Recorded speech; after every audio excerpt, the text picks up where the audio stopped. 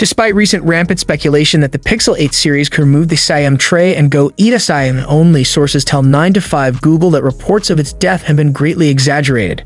The Pixel 8 series will keep the physical SIM card tray in place, while the Pro will add night sight video.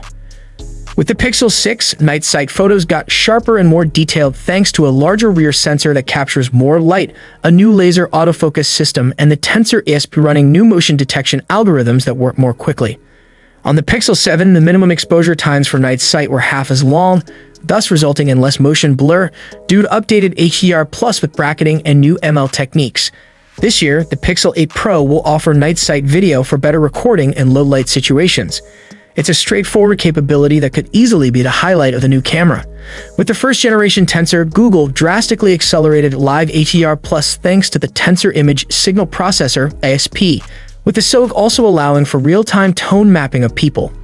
Last year, the Pixel 7 saw the addition of cinematic blur to bring portrait mode to video. That trend of bringing photo-first features to video, which is more computationally intensive, continues and makes the larger phone this year even more compelling.